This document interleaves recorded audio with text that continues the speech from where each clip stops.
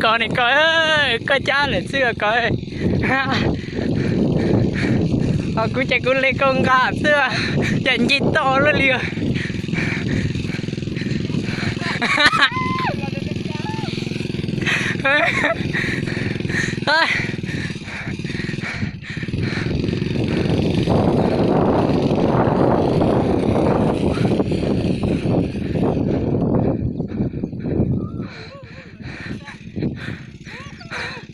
Ha ha.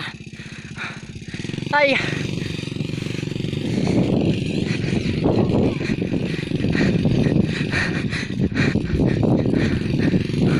Có chỉ mới đào cái bình lon to.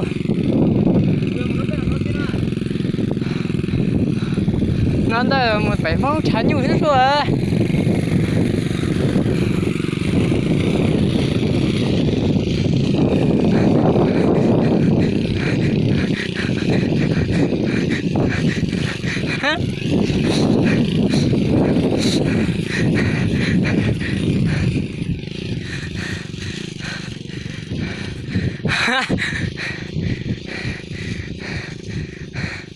Mama.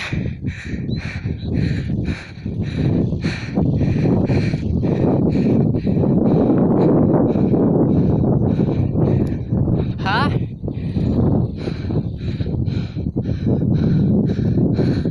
Sao cái muốn tí tua tiền à? Ướt lòn đá lòn gì to thế? Tí tua này nè. Hả? Có một chị đó có ngày nào mà tủ cơ?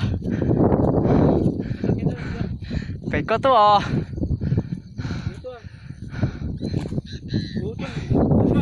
Hả? Mỗi tí có sao? Đấy cứng thì chỉ cho cá liệu. Thế tua thì nó.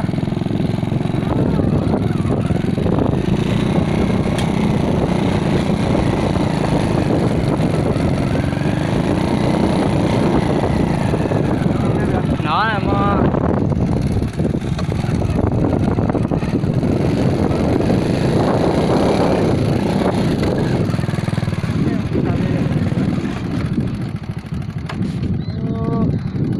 có chỉ quả rung nó đó hình mà mừng thì trong việc mừng ta hơ tí tiền nó đã ở trên ló ví dụ cái đó thôi đi nó